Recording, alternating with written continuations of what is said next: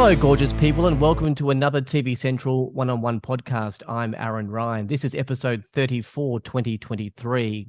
The three-part investigative series Revelation has been acquired by Netflix. Make no mistake, this is extraordinarily difficult and devastating to watch. The program uncovers the secret lives and motivations of the most sickening sexual criminal behavior of Catholic priests and the system that protected perpetrators of heinous crimes against innocent and vulnerable children. With such an uncomfortable but important theme, the program's credibility is added by its journalist and presenter, Sarah Ferguson. She is not afraid to delve into parts of society that would rather revel in the silence that allows for their evil to prosper: international drug smuggling, sexual harassment, child poverty, homelessness, and sexual abuse. She is an award-winning and acclaimed investigative journalist and documentary maker. Her desire to uncover injustice and give a voice to people that have been silenced is both courageous and inspiring. It really is an honor to welcome Sarah Ferguson to TV Central. Thank you for joining me, Sarah. Look, it's absolutely my pleasure, but I just want to make a small note that you're right that this is intense material, but there's something, I mean, this is up to you to decide whether you agree with me, but my experience for viewers has been that the characters are so compelling that it's not painful to watch. It's intense to watch, but I hope that it's also rewarding. I just don't want people to think that it's an impossible task. No, for sure.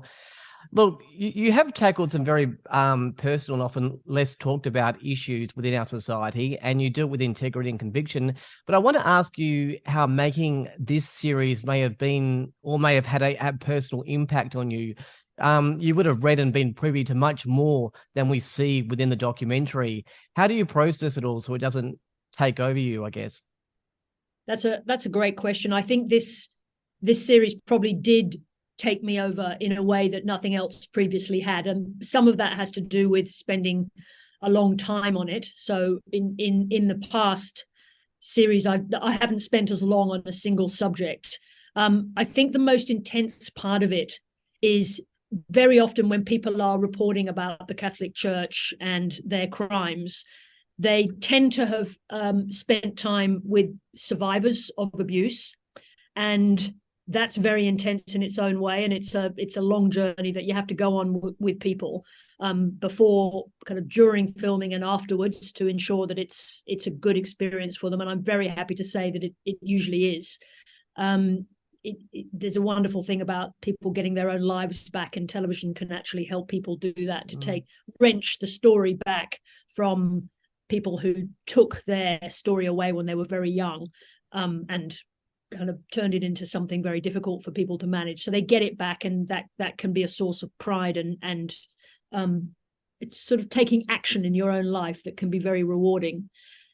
The difference with this series, Aaron, is that we were talking to the perpetrators as well as the victims' survivors. So it's one thing, and it's a very hard thing, and it's a deeply rewarding thing to spend time with a victim, but it's very unusual that you then spend time with a person who has actually committed those crimes. So you hear someone recalling with great vividness something that happened to them in their childhood.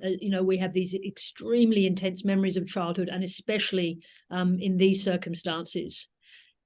So you get this great vivid recollection. So it's almost as if it's contemporaneous.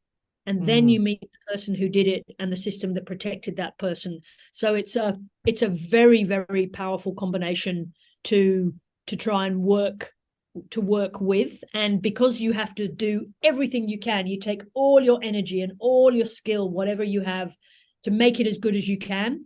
You have to kind of hold the impact and the pain of being part of that story. Obviously nothing like that for those who are actually the victims, but notwithstanding you are part of it, you have to hold it back so that you can focus all your energies on the quality of the interviews, the quality of the investigation, the quality of the editing, the composer, all of the post-production process that you go through, which is wonderfully elaborate. And when it finishes, that's when it all comes back. That's when it all like a giant wave crashing on top of you. And I reckon it easily took me a year to get over it. Wow. The program, as you mentioned, gives voice to, well, especially two convicted Catholic Church pedophiles, Vincent Ryan and Bernard McGrath. There might be some that find it perhaps offensive that these two are given a voice. Why was it an important element to hear directly from the actual pedophiles? Because what we really want to understand is not so much what was in their head, because that's usually sort of twisted and self-serving, but to understand how the system had protected them, because that is the thing that drives us all crazy and has done ever since we started to grapple with this story, that there was a whole system, supposedly a system based on moral principles, a whole system of the church that knew and protected people like Ryan and McGrath. And so they understand where they fitted into that system better than anybody, and they understand the protection that it gave them. And, you know, there's some very uncomfortable questions in there, because it's not just the system, it's also the bystanders, the people who were kind of knew that there was something wrong. Some didn't, but, you know, there's parents, there's housekeepers, there's all the kind of cast of characters that were around them at the time. So understanding how that system worked together to protect them, they're the only ones that really understand that really know how it worked. And so that's why I wanted them to talk about it. And in a couple of cases, they did bring forward names of people who were key players in the system that, you know, each time shocked me, but they were very important discoveries in terms of piecing together what is effectively a criminal conspiracy. I want to expand on something that you just mentioned. I mean, the documentary is harrowing in itself in the theme of child sexual abuse. I guess we can almost accept that in society monsters exist, but the cover-up of the church, the moving of a priest from one parish to another to continue the abuse, and the continual protection of these monsters is something I find impossible to reconcile with.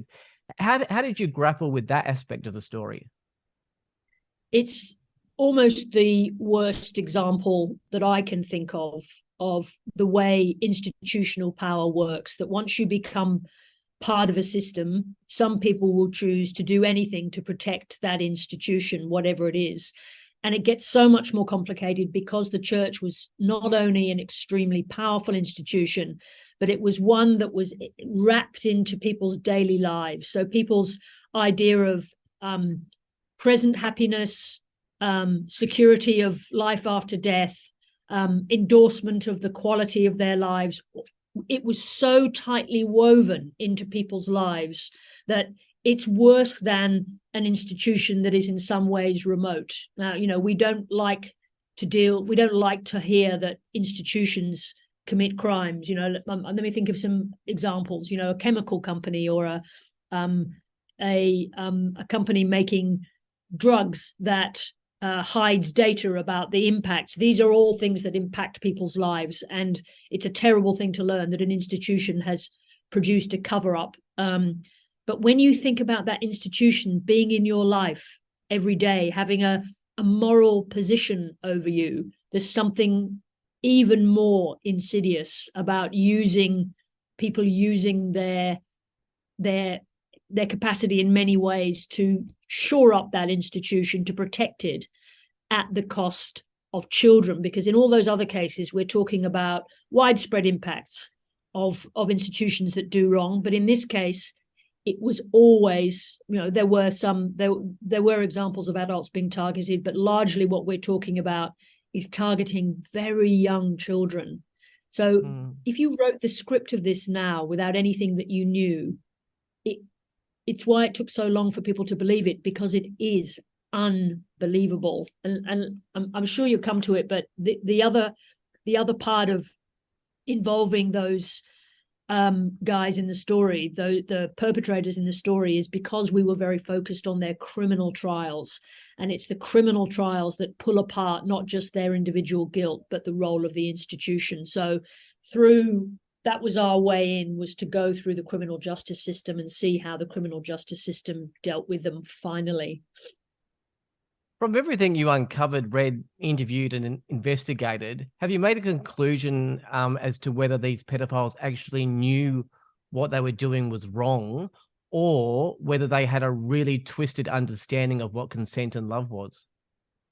No, I think they knew it was wrong. They learnt words to try and make it palatable for themselves, because I think I'm convinced that they were certain in the wrongness, because they all, notwithstanding that sometimes they're taking credible risks, but humans do, but they all went to certain lengths to cover up what they were doing, to act in secretive ways, to not to name it even when they were caught by their superiors. So there are so many forms of dishonesty and cover up within it on a personal level that tells you that they knew this wasn't just something that society abhorred, but that they knew was wrong. I don't have any doubt about that whatsoever. I'm not saying they didn't make up or confect ideas about what they were doing, but I don't think for a moment that they really believed that what they were doing was anything other than abominable.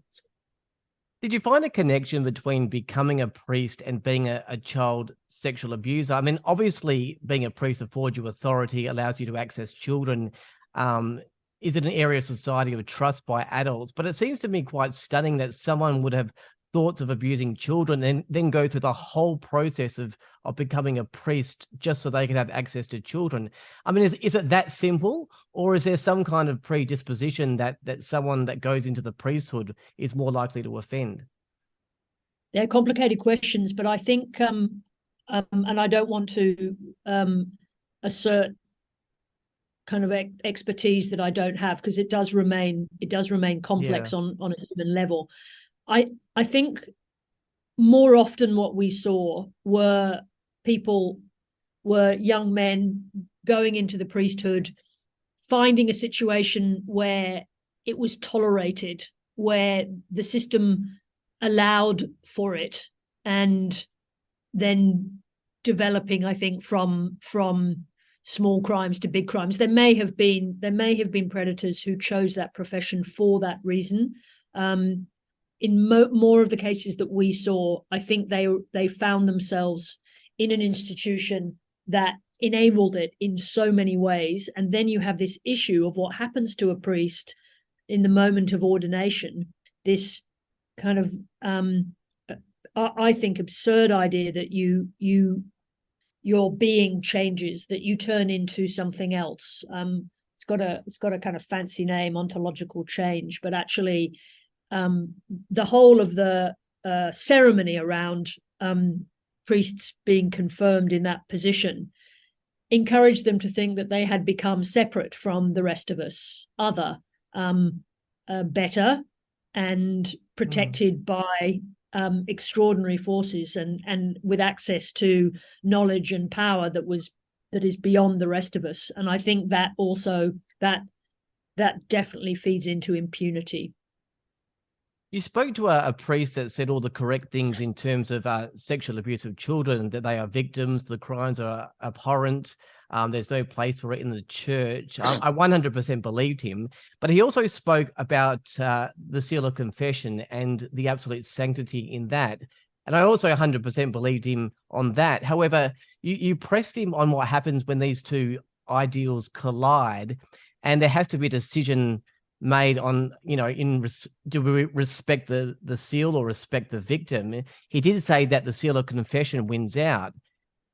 The thing is, the seal of confession was never created to protect criminals. There are positives within the seal, but you have a situation of sexual abuse, obviously.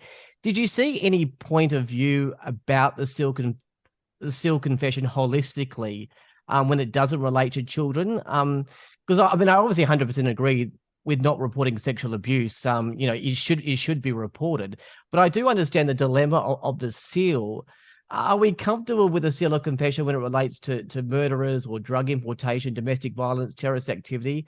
It's just, my understanding is that the church has this all-in approach to the seal, and peeling layers back, even sexual abuse, stops that very point of its existence. I don't know if I got a question out of that, but No, I know. I think it's interesting. So let me just put you in. Let's go into the scene I'm in. So we're talking to the Bishop of Newcastle, and he appears to be a gentle, thoughtful man, and he's sitting as the bishop in this part of on the east coast of Australia, which has one of the highest concentrations of abuse victims and perpetrators in the entire country. So it's a real horror epicenter for the crime.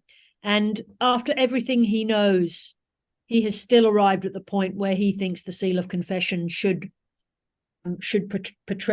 protect a perpetrator. And we're actually doing the interview sitting in the pews of the church. And I was staggered that after everything that we knew, after everything that we'd heard, all of the desperate, long-term, almost indescribable impacts on people growing up with this as part of their childhood, and the damage that radiates from the individual, the sort of stealing of your innocence, you're being thrust into an adult world when you don't have the means to understand it, all of the many, many cruelties that includes. To have this softly spoken man sitting in a church say it's still the right thing to do to protect that person actually just rocked me. I knew a lot by then, but I was unprepared for someone to still not be able to arrive at the point where that is a crime so heinous that no system in the world can be created to enable it to be protected in any way. So for the rest of it, for the other perpetrators of crimes, I'm not so sure about. I understand why, and did understand speaking to him that there is a purpose to the right of confession, but the idea that they think it should still extend to perpetrators. And in this case, when Vincent Ryan went to confession, he was given a few prayers to say, and that was it. And he was allowed to remain in his position. He went back into the church. He offended again. He abused children again. He abused children in group situations, everything that you can imagine. And some of those crimes were actually in the court case that we were following. So he confessed and carried on. And that's, I think, tells you all that's wrong, that when the church is supposed to protect, when adults are supposed to protect children in any circumstance, there can be no system in the world where that protection of the innocence is suspended. Sarah, I understand your role in something like this. Despite the subject matter that it needs to be, you need to be professional. When you are interviewing a priest in reference to a 13-year-old that took his own life because of the systemic and evil abuse he endured, and the person says to you, as a representative of the church, look, my personal view, I don't think it was suicide, but rather a prank gone wrong. Is what we are seeing on your face, which is calm and professional, different to what's going on in your head and mind? Because that's just abhorrent, that kind of response. Yes, it was. And again, worth pointing out to your listeners that was an interview that also took place in a church. So, and to think that this is after, obviously the first abuse stories broke a long time ago. We've been in this story for a long time in Australia. And there we are, we're sitting with quite a senior Australian priest, and senior in his diocese at least, in a church, and he makes that comment. I think, it's a very, very interesting question. If I made that, so much of this series was about investigating the system and making sure that people understood how the system worked, and indeed how the justice system was finally catching up with them, with these criminals. I wonder whether I would be so restrained now. I was so disciplined in the making of that series, partly because of what we were talking about before, because it is so demanding that you have to have some barriers to prevent it from overwhelming you when you're doing it. And I wonder if that restraint, I wonder if it's even human looking back on it, So it's a terrific question. And I think it's possible that I would do it differently now, that I would allow myself to relax into the reality. It's just, you do need a lot of protection, because it's so intense and so extreme, and it really does carve deep lines in your soul. It's funny, I was just this morning, I was supposed to write a book about it straight after it happened, and I said, I can't do it. I can't live in this world anymore. I need a break. And I was just thinking today that maybe I would be arriving at a point where I could revisit that world. So maybe that's the place for the responses that I couldn't display at the time. It's a great question. It feels like some of your reporting was about a different time and then moves to more current events, like with George Pell. I felt like after watching this doco, we are so far more advanced in terms of understanding, talking about, knowing about, and speaking about sexual abuse. But for me, it felt like the Catholic Church hadn't really advanced at all. It felt like there was a real difference in society, with what you were reporting from 1950 to 2023, but the church went from 1950 to 1951. Would you say that's a fair assessment? I think that's right. I mean, there are some obviously some forces for good, and interestingly, many of them are women. As the attempt always to bring women into positions of power in the Catholic Church, that battle continues. The fact that this was a male-dominated world and remains so is no small thing. It's a massive part of the problem. So while there are some brave women particularly women, some men, but particularly women, trying to change the church's attitude, and I went to Rome and I met some priests who were Jesuits in particular, who were trying to bring the church sort of to the position of now.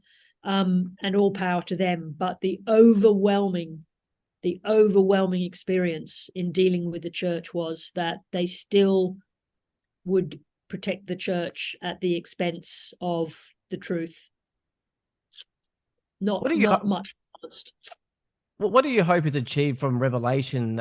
If it's watched by perpetrators, by victims, by the church, by politicians, by mums and dads, what would you hope it brings? So, well, there's one very simple answer, first of all, which is television documentary has a long history of through the great arts of television and editing and direction and music, has the ability to get people to understand things in their lives. And I hope it does that, because this has been so there's two things. It's been a huge Australian story, a huge part of contemporary Australia, understanding how this institution from the outside, partly, very significantly from Ireland, came to Australia and then was guilty of perpetrating these incredible crimes and this extraordinary cover-up. So understanding Australia's contemporary history, that's what it is. That's very important. But it's also, these crimes took place in amongst us. These were not remote crimes that happened in strange circumstances, far away, in places and in circumstances that aren't relevant to us. These crimes took place in our towns, in our villages, in our homes. These are our crimes. And the church, meanwhile, tried to exert power over the Australian community on the basis of holding a moral position when it was in the middle of performing and protecting one of the worst crimes in mankind's history. And I think knowing and understanding that is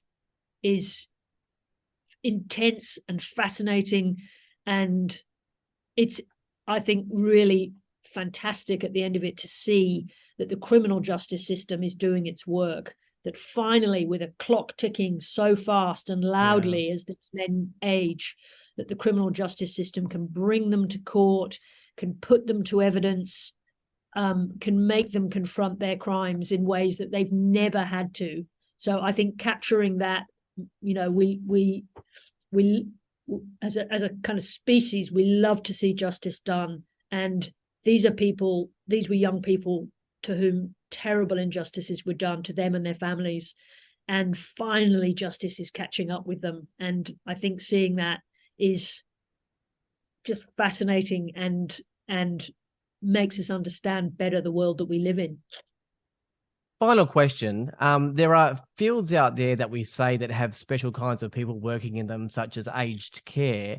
There has to be something deeper and special about an investigative journalist like yourself that desperately seeks out injustice and are prepared to immerse themselves into stories of sexual abuse, people smuggling, domestic violence, cruelty to animals. Where does that come from for you? Because I have a feeling you don't do it for the awards. No. Awards are nice when you're starting out. They're good way to kind of fling you upwards. So they have their place, but then there's a point where you really have to stop talking about them. I stop going. They're good if they help the project. They're good. So what is it about? What's the thing that drives me crazy? It's abuse of power. It's people with power taking advantage of people without power in a multitude of situations, including animals as well. I'd put in that picture. So it's just always been my drive, my engine. Is it makes me mad, and I want to do something about it. And luckily, I've got these tools available to me that also require kind of creative thinking. So my creative impulses are also brought to bear. So it's the driver. That's it. I can't stand it. I want to do something about it, and I want to do it in a way that makes people watch and keep watching. There are institutions out there that are set up for goodness, to help and assist those that are vulnerable, institutions such as the church, governments, and even the media. However, sometimes evil does permeate within these walls, and because of their size and power, victims are left in silence. Your work across your career thus far is nothing short of being a light in the darkness for the silent, for the most vulnerable, and those that have no voice. And I hope there is many more years ahead. Sarah Ferguson, thank you for chatting with me today. That was one of the best conversations about this series I've ever had. Thank you. Oh, thank you. That was Sarah Ferguson, investigative journalist for Revelations, streaming now on Netflix. Of course, Sarah can be seen as the host of 7:30 on the ABC. I don't want to mince words. If you've not seen Revelation, it is confronting and reporting and seeing abusers.